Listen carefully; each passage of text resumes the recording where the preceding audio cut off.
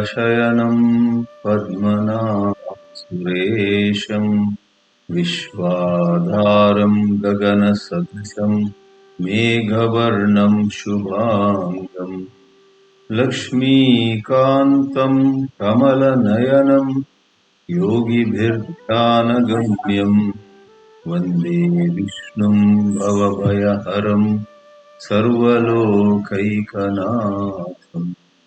ಇವತ್ತು ಚಿತ್ತಶುದ್ಧಿ ಎಂಬುದರ ವ್ಯಾಪಕ ಅರ್ಥ. ಇದು ಒಂದಿಷ್ಟು ಸಮಯದಿಂದ ನನ್ನ ಮನಸ್ಸಿನಲ್ಲಿ ಬರ್ತಾ ಇದೆ ಈ ವಿಷಯ. ಚಿತ್ತಶುದ್ಧಿ ಅನ್ನುವ ಶಬ್ದವನ್ನು ನಾವು ತುಂಬ ಉಪಯೋಗಿಸ್ತೀವಿ. ಶಂಕರಾಚಾರ್ಯರ ಅದ್ವೈತ ವೇದಾಂತದಲ್ಲಂತೂ ಎಲ್ಲ ಸತ್ಕರ್ಮಗಳು, ಧಾರ್ಮಿಕ ಕರ್ಮಗಳು, ವೈದಿಕ ಕರ್ಮಗಳು, ಪೂಜಾ ಜಪ ಇತ್ಯಾದಿ ಕರ್ಮಗಳು, ಎಲ್ಲ ಉಪಾಸನೆಗಳು ಚಿತ್ತಶುದ್ಧಿಗೋಸ್ಕರ ಇರುವಂತಹದ್ದು. ಚಿತ್ತಶುದ್ಧಿಯ ಬಳಿಕ ಜ್ಞಾನ ಪ್ರಾಪ್ತಿ ಅನ್ನುವುದಾಗಿ ಎರಡು ಹಂತಗಳಲ್ಲಿ ಅವರು ಸಾಧನೆಯನ್ನು ವಿವರಿಸುವಾಗ ಚಿತ್ತಶುದ್ಧಿಯನ್ನು ನಾವು ಹೇಳ್ತಾ ಇರ್ತೀವಿ. ಆದರೆ ಇತ್ತೀಚೆಗೆ ನನಗೆ ಅನಿಸ್ತಾ ಇದೆ, ಈ ಚಿತ್ತಶುದ್ಧಿ ಅನ್ನೋದು ನಾವು ಅಷ್ಟೊಂದು ಚೆನ್ನಾಗಿ ಶಬ್ದವನ್ನು ತಿಳಿದಿದ್ರೂ ಕೂಡ ದಿನದಿನದ ಜೀವನದಲ್ಲಿ ಇದು ಯಾವ ರೀತಿಯಲ್ಲಿ ಕಂಡು ಬರುತ್ತೆ, ಚಿತ್ತಶುದ್ಧಿಗಿಂತ ಹೆಚ್ಚಾಗಿ ಚಿತ್ತದ ಅಶುದ್ಧಿ ಯಾವ್ಯಾವ ರೀತಿಯಲ್ಲಿ ಉದ್ಭವಿಸುತ್ತೆ ಅನ್ನೋದನ್ನು ನಾವು ಎಷ್ಟೋ ಬಾರಿ ಗಮನಿಸೋದೇ ಇಲ್ಲ. ನಮ್ಮೆಲ್ಲರಲ್ಲೂ ಕೂಡ ಒಂದು ಕಡೆ ನಮ್ಮ ಕೊರತೆಗಳ ಬಗ್ಗೆ ಅನಿಸಿಕೆ ಇದೆ, ಒಂದು ಕಡೆ ನಾವೇನು ಯುಧಿಷ್ಠಿರನ ಹಾಗೆ ರಾಮನ ಹಾಗೆ ಆದರ್ಶ ಪುರುಷರೇನಲ್ಲ, ನಮ್ಮಲ್ಲಿ ತುಂಬ ನ್ಯೂನತೆಗಳಿವೆ ಅಂತ ನಾವು ತಿಳ್ಕೊಂಡಿದ್ದೀವಿ. ನಮ್ಮ ಮಿತ್ರರ ಜೊತೆ, ನಮ್ಮ ನಿಕಟವಾಗಿರುವವರ ಜೊತೆ ಒಪ್ಕೊಳ್ತಾನೂ ಇರ್ತೀವಿ. ಆದರೆ ಇನ್ನೊಂದು ಕಡೆಯಲ್ಲಿ ಇದು ಎಂಥ ಸೂಕ್ಷ್ಮವಾದದ್ದು ಅಂದರೆ, ನಮ್ಮಲ್ಲಿರುವಂತಹ ಚಿತ್ತದ ಅಶುದ್ಧಿ ಬಗ್ಗೆ ನಮ್ಗೆ ಗೊತ್ತೇ ಆಗಲ್ಲ. ನಮ್ಮಲ್ಲಿರುವ ಯಾವ್ಯಾವುದೋ ರೀತಿಯ ಅಶುದ್ಧಿಯನ್ನು ನಾವು ಒಂದೇ ಗಮನಿಸೋದೇ ಇಲ್ಲ, ಅಥವಾ ಗಮನಿಸಿದ್ರೂ ಕೂಡ ಅದೇನು ಮಹಾ ಅಂತ ಅದಕ್ಕೆ ಅಂಥ ಪ್ರಾಮುಖ್ಯತೆ ಕೊಡೋದಿಲ್ಲ. ನೋಡಿದ್ರೂ ನೋಡ್ದಿದ್ದ ಹಾಗೆ ಮುಂದೆ ಹೋಗ್ಬಿಡ್ತೀವಿ. ಅದರ ಬಗ್ಗೆ ಒಂದು ಸ್ವಲ್ಪ ಬೆಳಕು ಚೆಲ್ಲುವಂತಹ ಮನಸ್ಸಾಯಿತು ನನಗೆ. ಎಲ್ಲರಲ್ಲೂ ನೋಡ್ತೀವಿ, ನಾವು ನಮ್ಮಲ್ಲೇ ನಾವು ನೋಡ್ಕೊಳ್ತೀವಿ.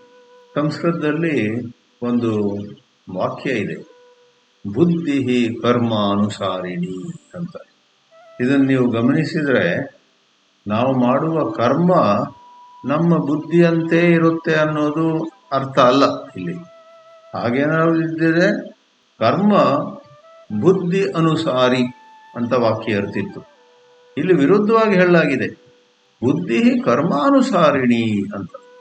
ಇದರ ಅರ್ಥ ಏನು ಗೊತ್ತೇ, ನಾವು ಎಂಥ ರೀತಿಯಲ್ಲಿ ಕಾಯಿಕವಾಗಿ, ವಾಚಿಕವಾಗಿ ಅಥವಾ ಮಾನಸಿಕವಾಗಿ ಏನನ್ನಾದರೂ ಮಾಡ್ತಾ ಹೋಗ್ತೀವೋ, ಮತ್ತೆ ಮತ್ತೆ ಮತ್ತೆ ಅದೇ ಕರ್ಮವನ್ನು ಇನ್ನೊಮ್ಮೆ ಮಾನಸಿಕ ಕರ್ಮ, ವಾಚಿಕ ಕರ್ಮ, ಕಾಯಿಕ ಕರ್ಮ, ಕಾಯೇನ ವಾಚ ಮನಸ, ಇಂಗ್ಲಿಷ್ನಲ್ಲಿ by thought, word and deed, ನಾವು ಏನನ್ನು ಮಾಡ್ತಾ ಹೋಗ್ತೀವೋ ಅವುಗಳ ಜೊತೆ, ಆ ಕೆಲಸಗಳ ಜೊತೆ ಎಷ್ಟು ಒಗ್ಗಿ ಹೋಗ್ತೀವಿ ಅಂತ ಹೇಳಿದ್ರೆ ಅಲ್ಲಿ ಒಂದು ದೊಡ್ಡ ಹೀನತೆ, ದೊಡ್ಡ ದೋಷ, ಕೆಟ್ಟ ಗುಣ ಇದ್ರೂ ಅದಕ್ಕೆ ನಾವು ಹೊಂದ್ಕೊಂಡಿರ್ತೀವಿ. ಯಾಕಂದ್ರೆ ಅದು ನಮ್ಗೆ ಎಷ್ಟು ಅಭ್ಯಾಸ ಆಗಿರುತ್ತೆ ಅಂದರೆ ಅದ್ರ ಬಗ್ಗೆ ಹೆಚ್ಚು ಗಮನವೂ ಕೊಡೋದಿಲ್ಲ. ಅದು ಏನದು, ನಾನೇನು ಬೇರೆ ಬೇರೆ ವ್ಯಸನಗಳ ಬಗ್ಗೆ ಹೇಳ್ತಾ ಇಲ್ಲ. ಮದ್ಯಪಾನವೋ, ಸಿಗರೆಟ್ ಸೇದೋದು, ಸಿಕ್ಕಾಪಟ್ಟೆ ಕಾಫಿ ಟೀ ಕುಡಿಯೋದು, ಅಥವಾ ತಡವಾಗಿ ಹೇಳೋದು, ಇಂಥದ್ದೆಲ್ಲ ಇದೆ. ಆದರೆ ವಿಶೇಷವಾಗಿ ಚಿತ್ತದ ಅಶುದ್ಧಿ, impurity of the mind shows its ugly head.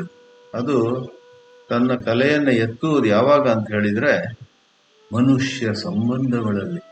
ನಮ್ಮ ಮನೆಯಲ್ಲೇ ಇರುವಂತಹ 4-5 ಸದಸ್ಯರಿಗೆ ನಾವು ಬೇರೆ ಬೇರೆ ರೀತಿಯಲ್ಲಿ ತೊಂದರೆ ಕೊಡ್ತಾ ಇರ್ತೀವಿ. ಅವ್ರಿಗೆ ಸಾಕಾಗಿ ಹೋಗಿರುತ್ತೆ.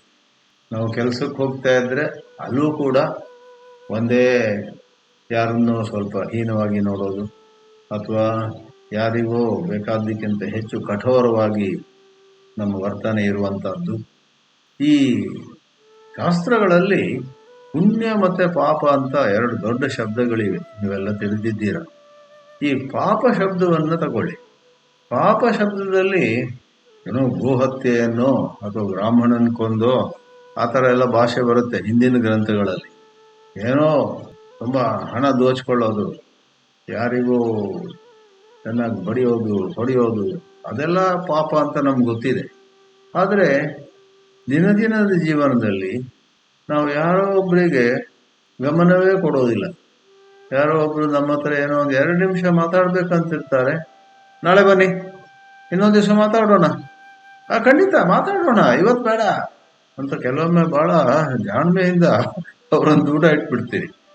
ಆಮೇಲೆ ಇನ್ನೊಬ್ರು ಯಾರೋ ಅವ್ರನ್ನ ಕರಿತಾ ಇರೋದು ಅಥವಾ ನಾವೇ ಅವ್ರ ಕಡೆ ಹೋಗ್ತಾ ಇರೋದು. ಇದನ್ನ ಕೃಷ್ಣ ಹೇಳ್ತಾನೆ ಯೂಸಿಂಗ್ ಟೆಕ್ನಿಕಲ್ ಲ್ಯಾಂಗ್ವೇಜ್. ರಾಗದ್ವೇಷ ಅಂದ್ರೆ ಇದೆ. ಆದರೆ ನಮಗೆ ಕೆಲವೊಮ್ಮೆ ಗೊತ್ತೇ ಇರೋದಿಲ್ಲ, ಕೆಲವೊಮ್ಮೆ ಗೊತ್ತಿದ್ರೂ ಕೂಡ ಅದು ಯಾಕೋ ಆಲಸ್ಯ, ಯಾಕೋ ಜಾಡ್ಯ. ಹೌದು, ಅದು ನಾನು ಅವ್ರನ್ನ ಸ್ವಲ್ಪ ನಿರ್ಲಕ್ಷಿಸ್ತಾ ಇದ್ದೀನಿ, ಇಲ್ಲ ಗೌರಿ ಗಮನ ಕೊಡ್ತೀನಿ, ಸ್ವಲ್ಪ ತಾಳಿ ಅನ್ನೋದಾಗಿ ಸಮರ್ಥಿಸ್ಕೊಂಡು ಇನ್ನೂ ಕೂಡ ಬದಲೇ ಆಗೋದಿಲ್ಲ. ಆದ್ರಿಂದ ಅದಕ್ಕೆ ರಾಗದ್ವೇಷ ಅನ್ನಿ, ಇಷ್ಟ ಅನಿಷ್ಟ ಅನ್ನಿ, ಅಥವಾ ಬೇರೆ ಬೇರೆ ರೀತಿಯಾದಂತಹ ಪಕ್ಷಪಾತಗಳು ನಮ್ಮಲ್ಲಿರ್ತವೆ. ನಾವು ಪಕ್ಷಪಾತಿಗಳಾಗಿರ್ತೀವಿ. We are partial, we have some bias. ಅದಕ್ಕೆ ಪೂರ್ವಗ್ರಹ ಅಂತಾರೆ ಕನ್ನಡದಲ್ಲಿ. ಪೂರ್ವಗ್ರಹ ಅಂದ್ರೆ ಯಾರೋ ಒಬ್ರು ನಮ್ಮ ಎದುರು ಬಂದಿದ್ದಾರೆ, ಅವ್ರು ಒಂದು ಶಬ್ದ ಹೇಳುವ ಮೊದಲೇ ನಮ್ಮ ಮನಸ್ಸಲ್ಲಿ ಇವ್ರು ಗೊತ್ತು ನನಗೆ, ಇವ್ರದ್ದೇನ್ ಮಹಾ ಅನ್ನುವುದಾಗಿ ಒಂದು ಪೂರ್ವಗ್ರಹ, ಮೊದಲೇ ಒಂದು ಕಲ್ಪನೆ. ಬಹುಶಃ ಇವತ್ತು ಒಳ್ಳೆ ಮಾತು ಹೇಳೋಕೆ ಹೊರಟಿದ್ದಾರೆ ಅವರು. ಬಹುಶಃ ಅವರು ನನ್ನಿಂದ ಏನೋ ಕೇಳಲಿಕ್ಕೆ ಹೊರಟಿಲ್ಲ, ನನಗೇನೋ ಕೊಡ್ಲಿಕ್ಕೆ ಬಂದಿದ್ದಾರೆ, ನನಗೇನೋ ಕಾಣಿಕೆ, ನನಗೇನೋ ಒಂದು ಉಡುಗೊರೆ, ನನಗೇನೋ ಒಂದು ಗಿಫ್ಟ್ ಕೊಡೋಕೆ ಹೊರಟಿದ್ದಾರೆ, ನನಗೇನೋ ಒಂದು ಶುಭ ಸಮಾಚಾರ ತರಕ್ಕೆ ಹೊರಟಿದ್ದಾರೆ. ಆದ್ರೆ ನಾವು ಪೂರ್ವಗ್ರಹ ಪೀಡಿತರಾಗಿರುವಾಗ ಅವ್ರ ಮುಖ ಕಂಡು ಕೂಡ್ರೆ, ಅಯ್ಯೋ ಇವನು ಬಂದ, ಬೆಳಿಗ್ಗೆ ಎತ್ಕೊಂಡು ಇವನ್ ಮುಖ ನೋಡ್ಬೇಕಾಯ್ತಲ್ಲ ಅಂತೇನೋ ಒಳಗೆ ಮನಸ್ಸು ಬಂದ್ರೆ ಅದು ಚಿತ್ತದ ಅಶುದ್ಧಿ.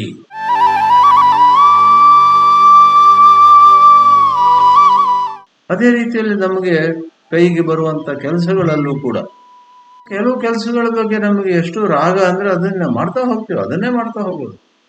ಇನ್ನು ಕೆಲವು ಕೆಲಸಗಳು ಬಂದಾಗ ಅದು ಕೂತ್ಕೊಂಡ್ರೆ 10 ನಿಮಿಷ ಇರ್ಬೋದು, ಆದ್ರೆ ಯಾರು ಮಾಡ್ತಾರಪ್ಪ ಅಂತ ನಾವು ಮುಂದೂಡ್ತಾ ಹೋಗ್ತೀವಿ. ಕೆಲವು ಕೆಲಸಗಳನ್ನ ಮಿತಿಯಿಲ್ಲದೆ ಮುಂದೂಡ್ತಾ ಹೋಗೋದು. ಅದು ಒಂದು ಪುಟ್ಟ ಇಮೇಲ್ ಬರೆಯೋದಿರ್ಬೋದು, ಅಥವಾ ಒಂದು ಫೋನ್ ಕಾಲ್ ಇರ್ಬೋದು, ಏನೋ ಒಂದು ಸಣ್ಣ ಕೆಲಸ. ಆದ್ರೆ ಅದೇನೋ ಒಂದು ದ್ವೇಷ, ಅಲ್ಲಿ ಮನಸ್ಸಿಲ್ಲ, ಆ ಕೆಲಸ ಮಾಡಕ್ ನನಗೆ ಮನಸ್ಸೇ ಇಲ್ಲಪ್ಪ ಅಂತ ಹೇಳ್ತೀವಿ. ಬೇರೆ ಎಂತ ಮನಸ್ಸು, ನೀವೇನು ಚಿಕ್ಕ ಮಕ್ಕಳ, ಇಷ್ಟು ದೊಡ್ಡವರಾಗಿದ್ದೀರಾ, ನಿಮ್ಮ ಬುದ್ಧಿಯಲ್ಲಿ, ನಿಮ್ಮ ಒಳಗಿನ ಧರ್ಮ ಪ್ರಜ್ಞೆಯಲ್ಲಿ ಈ ಒಂದು ಕೆಲಸ ನನ್ನ ಕರ್ತವ್ಯ, ಇದು ನಾನು ಇಷ್ಟಪಡಲಿ ಇಷ್ಟಪಡದೇ ಇರಲಿ ಇದನ್ನು ನಾನು ಮಾಡಬೇಕು, ಇದು ನಾನು ಯಾರಿಗೋ ಕೊಡಬೇಕಾದಂತ ನನ್ನ ಋಣ ಇದೆ ಅವ್ರ ಕಡೆ, ಅವರು ನಮಗಿಷ್ಟು ಮಾಡಿದ್ದಾರೆ, ನಾವು ಏನೋ ಒಂದು ಸ್ವಲ್ಪ ಇಷ್ಟು ನಾವು ಮಾಡೋಣ, ಅದನ್ನು ಮುಂದೆ ಹಾಕೋದು ಬೇಡ ಅಂತ ಒಳಗಿಂದ ಒಂದು ಧ್ವನಿ ಎದ್ದಿರುತ್ತೆ. ಅದರಲ್ಲಿ ನಾವು ಹಾಗೆ ಒತ್ತಿ ಕೆಳಗೆ ಹಾಕ್ಬಿಡ್ತೀವಿ. ಆಮೇಲೆ ನಮ್ಗೇನು ಇಷ್ಟನೋ ಅದನ್ನೇ ಮಾಡ್ತಾ ಇರೋದು. ಅಂತೂ ದಿನದ ಜೀವನದಲ್ಲಿ ಅದ್ಯಾವ ಸಿಗರೇಟ್ ಸೇದೋದು, ಮದ್ಯಪಾನ ಮಾಡೋದು ಅಂತ ಮಾತಲ್ಲ, ನಮ್ಮ ವ್ಯವಹಾರಗಳಲ್ಲಿ ನಾವು ಬೇರೆ ಬೇರೆ ಜನರನ್ನ, ಕುಟುಂಬದ ಒಳಗಿನ ಸದಸ್ಯರಾಗಲಿ ಅಥವಾ ಅಲ್ಲಿ ಇಲ್ಲಿ ಸಮಾಜದಲ್ಲಿ ನಾವು ಇಟ್ಕೊಂಡಿರೋ ಸಂಬಂಧಗಳಲ್ಲಾಗಲಿ ಬೇರೆ ಬೇರೆ ರೀತಿಯಲ್ಲಿ ಪಕ್ಷಪಾತ ಮಾಡಿದರೆ ಅದು ಚಿತ್ತದ ಒಂದು ದೊಡ್ಡ ಅಶುದ್ಧಿ.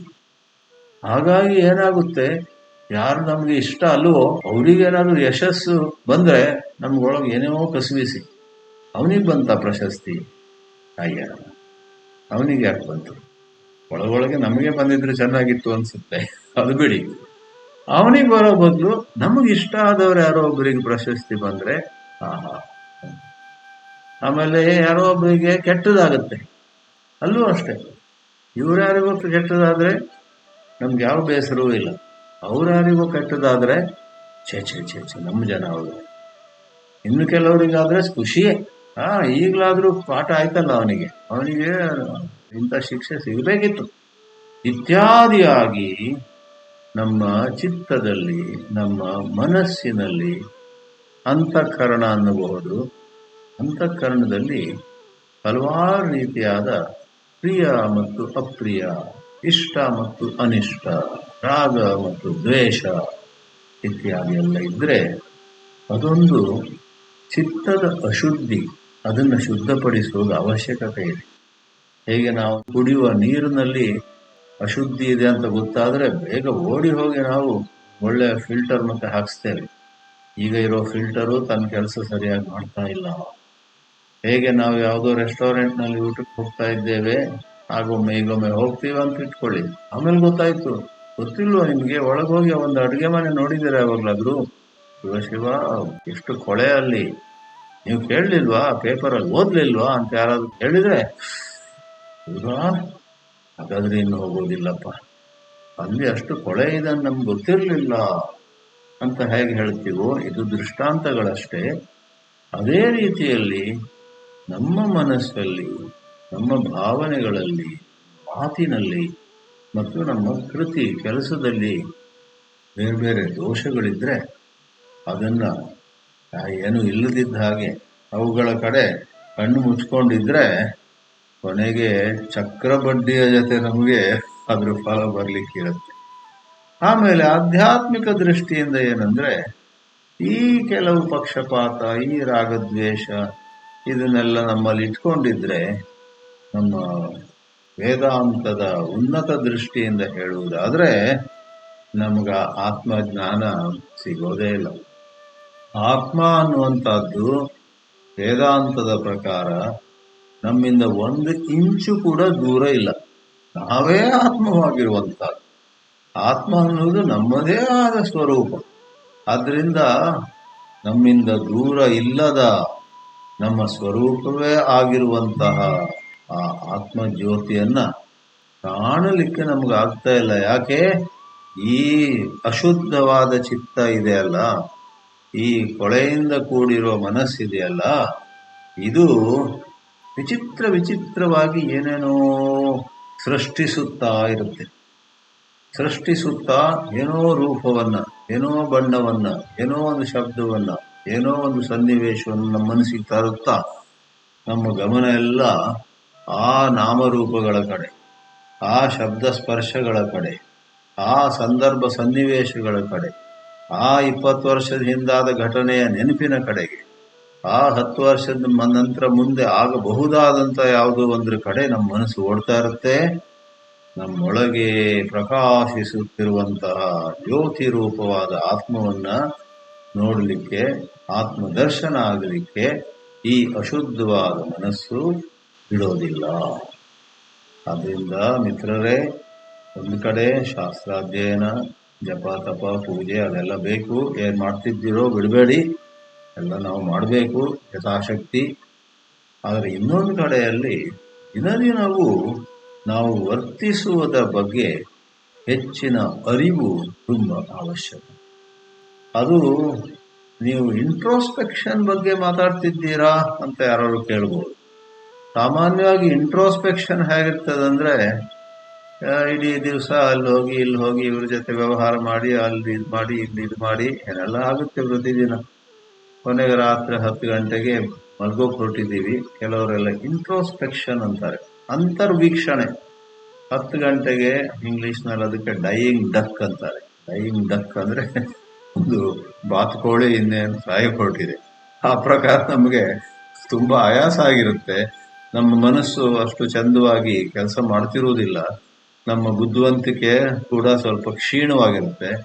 ಇನ್ನೇನು ಹಾಸಿಗೆ ಮೇಲೆ ಕೂತ್ಕೊಂಡು ಸ್ವಲ್ಪ ನೆಟ್ಟು ಕೂತ್ಕೊಂಡು ಇವತ್ತಿನ ದಿವಸ ಏನೆಲ್ಲ ಒಳ್ಳೇದು ಮಾಡಿದೆ ನಾನು, ಏನೆಲ್ಲ ಕೆಟ್ಟದ್ದು ಮಾಡಿದೆ ಇತ್ಯಾದಿಯಾಗಿ ನಾವು ಒಂದು ಅಂತರ್ವೀಕ್ಷಣೆ, ಇಂಟ್ರೋಸ್ಪೆಕ್ಷನ್ ಮಾಡ್ಲಿಕ್ಕೆ ಹೋದ್ರೆ ಅರ್ಧಕ್ಕೆ ನಿದ್ದೆ ಬಂದು, ಕೃಷ್ಣ ಸಾಕು, ಏನು ಹಾಳಾದ್ದು ಇಂಟ್ರೋಸ್ಪೆಕ್ಷನ್, ಇನ್ನೊಂದು ದಿವಸ ಮಾಡಿದ್ರಾಯ್ತು ಅಂತ ಹಾಗೆ ಬಿತ್ಕೊಂಡ್ಬಿಟ್ಟು ಎಷ್ಟೋ ಸಾರಿ ಲೈಟ್ ಆಫ್ ಮಾಡೋದಿಲ್ಲ ಅಥವಾ ಹೋಗಿ ಬಾಯಿ ಮುಕ್ಕಳಿಸೋದಿಲ್ಲ, ಹಲ್ಲುಜ್ಜುವ ಅಭ್ಯಾಸ ಇದ್ದವರು ಹಲ್ಲುಜ್ಕೊಳ್ಳೋದಿಲ್ಲ, ಆಯಾಸ, ಡೈಯಿಂಗ್ ಡೆತ್, ಅದೆಲ್ಲ ನಾವು ಹೇಳ್ತಿರುವಂತಹದ್ದು.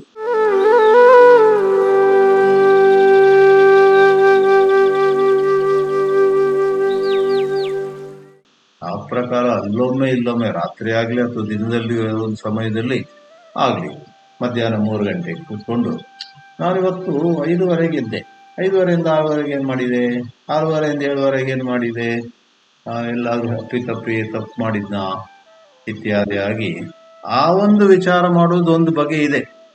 ಆದ್ರೆ ಅಧ್ಯಾತ್ಮದಲ್ಲಿ ಬಹಳ ಅಮೂಲ್ಯವಾದದ್ದು ಇನ್ನೊಂದು, ಅದೇನಂದ್ರೆ ನಾವು ಏನನ್ನಾರು ಮಾತಾಡುವಾಗಲೇ ಅದರ ಬಗ್ಗೆ ಗಮನ ಕೊಡುವಂತ, ಏನನ್ನಾರು ಮಾಡುವಾಗ ಆ ಕೃತಿಯ ಸಮಯದಲ್ಲಿ, ಆಮೇಲಲ್ಲ, not post mortem but as you are doing it, ಆ ಪ್ರಕಾರವಾಗಿ ನಮ್ಮ ಬಗ್ಗೆ, ನಮ್ಮ ನಡೆ ಮತ್ತು ನುಡಿಯ ಬಗ್ಗೆ ಕ್ಷಣ ಕ್ಷಣವೂ ಒಂದು ಅರಿವು, ಒಂದು ಪ್ರಜ್ಞೆ, ಒಂದು ಎಚ್ಚರಿಕೆ, ಒಂದು awareness. If we can pay attention to what we are doing at that moment only, ಆಗ ಬಹಳ ಅದಕ್ಕೆ ಪರಿಣಾಮ ತುಂಬ ಆಗುತ್ತೆ. ಯಾಕಂದ್ರೆ ಆನ್ ದಿ ಫ್ಲೈ ಅಂತೇವೆ ಅದಕ್ಕೆ. ಆನ್ ದಿ ಫ್ಲೈ ಅಂದ್ರೆ ಮಾಡ್ತಿರುವಾಗಲೇ ಆ ಸಮಕಾಲದಲ್ಲಿಯೇ ಏನೋ ಒಂದು ಶಬ್ದ ನಮ್ಮ ಬಾಯಿಂದ ಹೊರಗೆ ಬೀಳಬೇಕು, ಆಗ ಕೂಡ್ಲೆ ಇಂಥ ಶಬ್ದ ಎಲ್ಲ ಹಿಂದೆ ಉಪಯೋಗಿಸಿ ಸುಮ್ಮನೆ ಜನರನ್ನ ನೋಯಿಸಿದ್ದೀನಿ. ಆಮೇಲೆ ಇದು ಹೇಳೋಕ್ ಹೊರಟ್ರೆ ಇದು ಅನಾವಶ್ಯಕವಾದ ಹರಟೆ ಆಗುತ್ತೆ. ಈ ಗಾಸಿಪ್ ಬಿಡ್ಬೇಕಂತ ನಾನು ಎಷ್ಟು ಸಾರಿ ನಿರ್ಧರಿಸಿದ್ರು ಮತ್ತೆ ಬರ್ತಿದೆಯಲ್ಲ ಬಾಯಿಂದ, ಬೇಡಪ್ಪ ಅಂತ ಅಲ್ಲೇ ಅದನ್ನ ಹಿಂದೆ ತೆಗೆದುಕೊಳ್ಳುವಂತಹ ಸಾಧ್ಯತೆ ಇರುತ್ತೆ. ಆ ರೀತಿಯಲ್ಲಿಯೇ ಯಾವುದೋ ಒಂದು ಕೆಲಸವನ್ನು ಮುಂದೂಡಿದೀವಿ ಎಷ್ಟೋ ದಿನದಿಂದ. ಈ ಮೊದಲು ಹೇಳಿದಾಗೆ ಕೂತ್ಕೊಂಡ್ರೆ 15 ನಿಮಿಷ ಅಷ್ಟೇ, ಅದನ್ನು ಮುಂದೂಡಿದೀವಿ. ಇವತ್ತು ಕೂಡ ಆ ಕೆಲಸವನ್ನು ಮುಟ್ಟುವ ಬದಲು ಬೇರೆ ಏನೋ ಮುಟ್ತೀವಿ. ಬೇರೆ ಕೆಲಸ ಬಿಡಿ, ಇನ್ನೊಂದಿಷ್ಟು ವಾಟ್ಸ್ಆ್ಯಪ್ ವಿಡಿಯೋಗಳನ್ನು ನೋಡ್ತೀವಿ. ಆಮೇಲೆ ಅದೇನೋ ಕಾಕ್ರೋಚ್ ಪಾರ್ಟಿ ಏನ್ ಮಾಡಿತ್ತು ಡೆಲ್ಲಿಯಲ್ಲಿ ಅಂತ, ಇರಾನ್ನಲ್ಲಿ ಏನಾಯ್ತು ಅಂತ, ಇಂಗ್ಲೆಂಡಲ್ಲಿ, ಆಫ್ರಿಕಾದಲ್ಲಿ, ಆಸ್ಟ್ರೇಲಿಯಾದಲ್ಲಿ, ನ್ಯೂಜಿಲೆಂಡ್ನಲ್ಲಿ ಮುಸ್ಲಿಮರು ಏನು ಮಾಡಿದ್ರು, ಕ್ರಿಶ್ಚಿಯನ್ರು ಏನು ಮಾಡಿದ್ರು ಅಂತ ಕುತೂಹಲ ನಮಗೆ. ಆ ವಿಡಿಯೋ, ಈ ಯೂಟ್ಯೂಬ್, ಆ ಚಾನಲ್ನೆಲ್ಲ 5 ನಿಮಿಷ ಅಂದ್ಕೊಂಡು ಅರ್ಧ ಗಂಟೆ ಅದರಲ್ಲಿ ಮುಳುಗಿರ್ತೀವಿ. ಆದ್ರೆ ಒಂದು 15 ನಿಮಿಷದ ಕೆಲಸ ಯಾರೋ ಒಬ್ರಿಗೆ ಮಾತು ಕೊಟ್ಟಿದ್ದು, ಇದ್ ಮಾಡ್ಕೊಡ್ತೀನಿ ನಿಮ್ಗೆ ಅಂತ ಹೇಳಿರೋದು ನಾವು ಮುಟ್ಟೋದಿಲ್ಲ ನೋಡಿ. ಅದೊಂದು ದೊಡ್ಡ ಚಿತ್ತಶುದ್ಧಿ. ಅಲ್ಲಿ ಯಾವುದೋ ಒಂದು ವ್ಯಸನ ಬರೋದಿಲ್ಲ. ಇದೇ ಆ ವ್ಯಸನಗಳಿಗಿಂತ ಹೆಚ್ಚು ಹಾನಿಕಾರಕವಾದದ್ದು ಈ ಪ್ರಕಾರವಾಗಿ ಏನು ಮಾಡಿ ಮುಗಿಸ್ಬೇಕಾಗಿತ್ತೋ, ಯಾವ ಋಣವನ್ನ ತೀರಿಸಬೇಕಾಗಿತ್ತೋ, ಯಾವ ಮಾತನ್ನ ಉಳಿಸ್ಕೊಳ್ಬೇಕಾಗಿತ್ತೋ ಅಂತ ಸಂದರ್ಭದಲ್ಲಿ ಮುಂದೂಡ್ತಾ ಹೋಗ್ತೀವಲ್ಲ, ಅದು ಚಿತ್ತದ ಅಶುದ್ಧಿ. ಜಾಣತನದಿಂದ ನಾವು ಏನೆಲ್ಲ ಕೆಲಸಗಳನ್ನು ಮೈ ಮೇಲೆ ಹಾಕೊಳ್ಬಾರ್ದು, ಅದು ಇನ್ನೊಂದು ಅಶುದ್ಧಿ. ಅದು ಹೇಳಿದ್ದಕ್ಕೆಲ್ಲ ಹಾ ಮಾಡ್ಕೊಡ್ತೀನಿ ಅಂತ ಹೇಳ್ಬಿಟ್ಟು ಸಂಬಂಧಿಗಳಿಗೆ, ಗುರುಗಳಿಗೆ, ಶಿಷ್ಯರಿಗೆ, ನೆರೆಹೊರೆಯವರಿಗೆ, ಯಾರಿಗೂ ಕೂಡ ಇಂಗ್ಲಿಷ್ನಲ್ಲಿ ಹೇಳ್ತಾರಲ್ಲ, to Tom, DK and Harry, ನೀವೇ ದೊಡ್ಡ ಲೋಕದ ಉಪಕಾರ ಮಾಡುವವರೆಂಬಂತೆ ನಿಮ್ಮ ಸೀಮೆಯನ್ನ, ನಿಮ್ಮ ಇತಿಮಿತಿಯನ್ನ ತಿಳಿಯೋದೇ ಅಜಾಗರೂಕತೆಯಿಂದ ಎಲ್ಲದಕ್ಕೂ ಒಪ್ಪಿದ್ದು. ಆಮೇಲೆ ಈಗ ಯಾವುದೂ ಕೂಡ ಮಾಡಕ್ಕಾಗೋದು. ಅದಕ್ಕೆ ಒಬ್ರು ಬಹಳ ಚಂದವಾಗಿ ಹೇಳಿದ್ರು, ಜೀವನದಲ್ಲಿ 2 ವಿಷಯ ಬಹಳ ಮುಖ್ಯ ಅಂತ. ಅದೇನು ಅಂತ ಕೇಳಿದ್ರು ಇನ್ನೊಬ್ರು. ಏನಲ್ಲ, ಇಂಗ್ಲಿಷಲ್ಲೇ ಹೇಳ್ತೀನಿ ಮೊದಲು, ಇಂಟೆಗ್ರಿಟಿ ಮತ್ತು ಇಂಟೆಲಿಜೆನ್ಸ್, ಇದೆರಡು ಬಹಳ ಮುಖ್ಯ ಅಂತ ಹೇಳಿದ್ರು. ಹೌದಾ? ಇಂಟೆಗ್ರಿಟಿ ಅಂದ್ರೆ ಒಂದು ಪ್ರಾಮಾಣಿಕತೆ. ಇಂಟೆಗ್ರಿಟಿ ಅಂದ್ರೆ ಬಿರುಕಾದ ಬದುಕಲ್ಲ, ಬಿರುಕಾದ ಒಡೆದಿರುವ ವ್ಯಕ್ತಿತ್ವ ಅಲ್ಲ. ಇಂಟೆಗ್ರಿಟಿ ಅಂದ್ರೆ ಒಂದು ರೀತಿ ಯಾವ ಒಡಕು ಇಲ್ಲದಂತಹ ಒಂದು ರೀತಿ integrated personality. Integrated that leads to integrity. ಒಂದೇ ಶಬ್ದ ಉಪಯೋಗಿಸೋಣ. ಒಂದು ಪ್ರಾಮಾಣಿಕ, ಹೇಳಿದ್ದನ್ನು ಮಾಡ್ತಾನೆ, ಆಮೇಲೆ ಏನಾಯ್ತೋ ಅದನ್ನು ಹಾಗೆ ತಿಳಿಸ್ತಾನೊಬ್ಬ, ಒಂದು ಪ್ರಾಮಾಣಿಕ, ಸತ್ಯವಂತ. ಇಂಟೆಗ್ರಿಟಿ ಒಂದು, ಒಂದು ಇಂಟೆಲಿಜೆನ್ಸ್, ಬುದ್ಧಿವಂತಿಕೆ. ಕೆಟ್ಟ ಅರ್ಥದಲ್ಲಲ್ಲ, ನಿಜವಾದ ಬುದ್ಧಿವಂತಿಕೆ. ಯಾವುದು ಒಳ್ಳೆಯದು, ಯಾವುದು ಕೆಟ್ಟದ್ದು, ಯಾವುದು ಹಿತ ಮತ್ತು ಯಾವುದು ಅಹಿತ ಅನ್ನುವುದನ್ನು ಗುರುತಿಸಿಕೊಂಡು, ಬರೀ ಗುರುತಿಸಿದ್ರೆ ಸಾಲದು, ನಿಜವಾಗಿ ನಿಮ್ಮಲ್ಲಿ ಬುದ್ಧಿವಂತಿಕೆ ಇದ್ದುದು ಹೌದಾದ್ರೆ ಕೆಟ್ಟದ್ದನ್ನ ಮಾಡೋಕ್ ಹೋಗೋದಿಲ್ಲ, ನೀವು ಒಳ್ಳೆಯದನ್ನ ಮಾಡ್ತೀರ.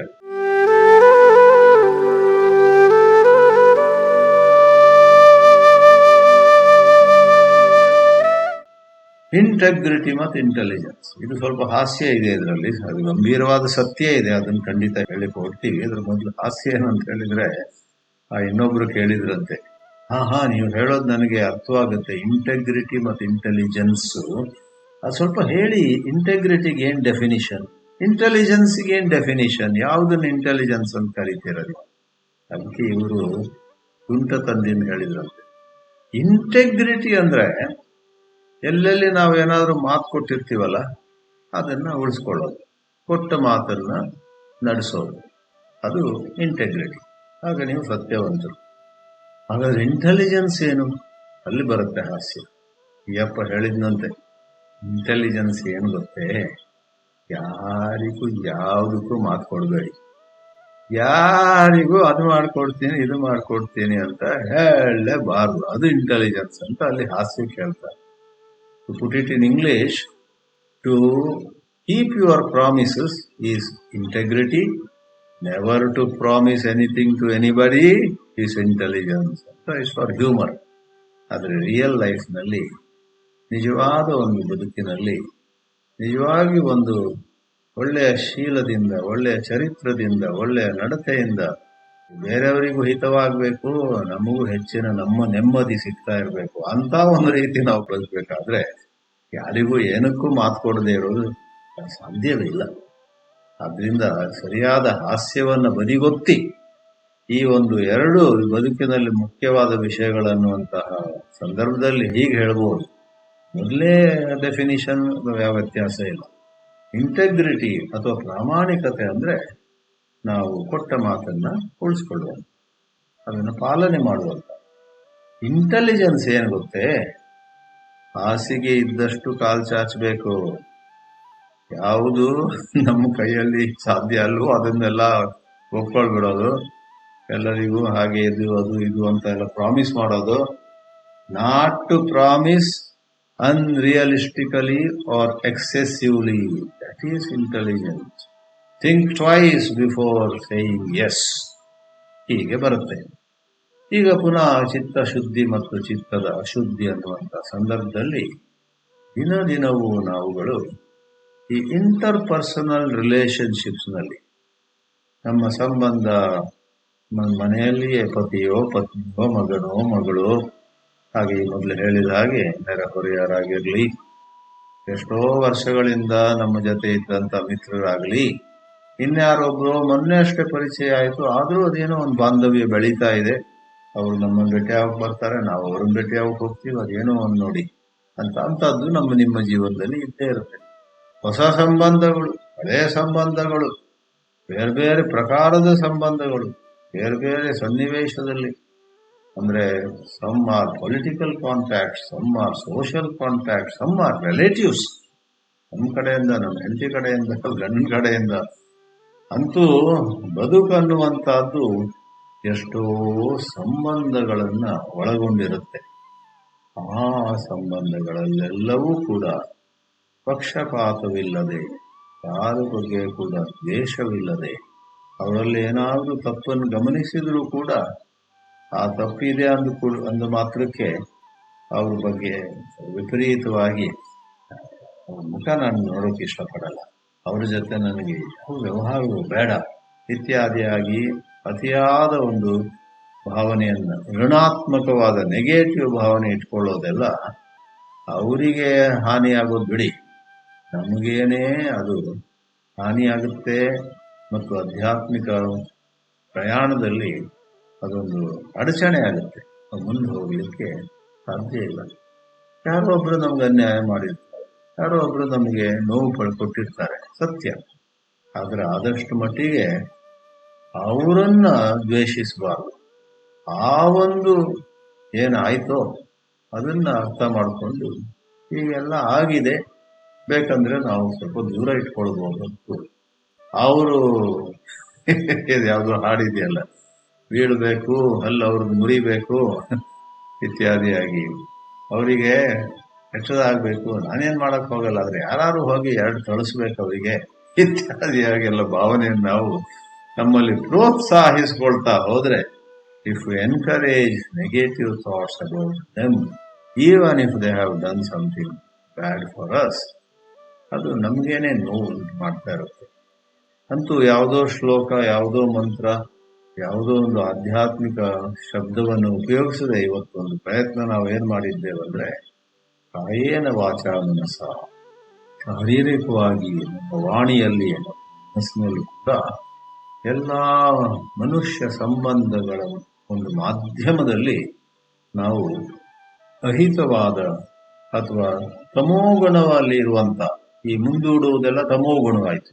ಯಾರ ಬಗ್ಗೆ ಸಿಟ್ಟು ಮಾಡಿದ್ರೆ ಆ ಕೆಟ್ಟ ಶಬ್ದಗಳನ್ನು ಹೇಳಿ ಎಲ್ಲರೆದುರಿಗೆ ಅವ್ರಿಗೆ ಅಪಮಾನ ಮಾಡೋದು, ಎಲ್ಲರೆದುರಿಗೆ ಅವರಿಗೆ ದೂಷಿಸೋದು, ಅವ್ರನ್ನ ಪ್ರತ್ಯೇಕವಾಗಿ ಕರೆದೇನು ಹೇಳ್ಬೋದಿತ್ತು, ಆದ್ರೆ ಎಲ್ಲರೆದುರಿಗೆ ಅವ್ರು ಬೈಯೋದ್ರಲ್ಲಿ ನಮ್ಗೆ ಇನ್ನಷ್ಟು ಖುಷಿ ಅಂತ ಇಟ್ಕೊಳ್ಳಿ, ಒಳ್ಳೇದಲ್ಲ ಅದು. ಸ್ವಲ್ಪ ಸಂವೇದನಶೀಲರಾಗಿರ್ಬೇಕು ನಾವು. ಸಂವೇದನಶೀಲತೆಯು ಶುದ್ಧ ಚಿತ್ತದ ಲಕ್ಷಣ. ಸಂವೇದನಶೀಲತೆ ಇಲ್ಲದೆ ಇನ್ಸೆನ್ಸಿಟಿವ್, ಅದು ನೋಡೋದೇ ಇಲ್ಲ, ಗಮನಿಸೋದೇ ಇಲ್ಲ. ಅವ್ರಿಗೆ ಎಷ್ಟು ನೋವಾಗ್ತಿರ್ಬೇಕು. ಇವ್ರ ಎದುರಿಗೆ, ಅವ್ರ ಎದುರಿಗೆ ನಾನು ಕೆಟ್ಟ ಶಬ್ದ ಹೇಳಿದ್ನಲ್ಲ, ಆಗ ಅವ್ರಿಗೆ ಎಷ್ಟು ನೋವಾಗಿರ್ಬೇಕು. ಇದನ್ನ ನಮ್ಮ ಪ್ರತ್ಯೇಕವಾಗಿ ಹೇಳ್ಬೋದಾಗಿತ್ತಲ್ಲ, ಆಮೇಲೆ ಹೇಳ್ಬೋದು, ಎಲ್ಲರ ಎದುರಿಗೆ ಹಾಕಿದಾರ ಬೈದು ಅಂತೆಲ್ಲ ಅವ್ರಿಗೆ ಅನ್ಸುತ್ತೆ ನೋಡಿ. ಅದನ್ನ ನಾವು ಒಂದ್ ವೇಳೆ ಗಮನಿಸದೇ ಇದ್ರೆ, ಅಥವಾ ಯಾರು ಹೇಳಿದ್ರೂಪ ಏನೆಲ್ಲ ಬಿಡಿ, ನನಗೆಲ್ಲ ಎಲ್ಲದಕ್ಕೂ ಪ್ರತ್ಯೇಕ ಸಮಯ ಕೊಡೋಕೆ ಅಷ್ಟು ಸಮಯ ನನ್ನಲ್ಲಿಲ್ಲ, ಆದ್ರಿಂದ ಮುಖದ ಮೇಲೆ ಹೇಳ್ಬಿಟ್ಟೆ ಅನ್ನುವುದಾಗಿ ಸಮರ್ಥಿಸಿಕೊಳ್ಳುವಂತಹದ್ದೆಲ್ಲ ಇದೆ ನೋಡಿ. ಅಂತೂ ನಡೆಯಲ್ಲಿ, ನುಡಿಯಲ್ಲಿ ಮತ್ತು ಆಲೋಚನೆಗಳಲ್ಲಿ ಕೂಡ ಕೆಲವೆಲ್ಲ ವಿರಸವನ್ನುಂಟು ಮಾಡುವಂತಹ, ಇನ್ನಷ್ಟು ಒಳಗೆ ವ್ಯಥೆ ಅಥವಾ ವೇದನೆ ಅಥವಾ ಪಶ್ಚಾತ್ತಾಪ ಅಥವಾ ಏನೋ ಒಂದು ಕಸಿವಿಸಿಯನ್ನು ಉಂಟು ಮಾಡುವಂತಹ ರೀತಿಗಳಿರ್ತವೆ. ಅದನ್ನ ಅವುಗಳು ನಾವೇ ಗಮನಿಸ್ಕೊಳ್ಬೇಕು. ಅವುಗಳೇ ಚಿತ್ತದ ಅಶುದ್ಧಿ.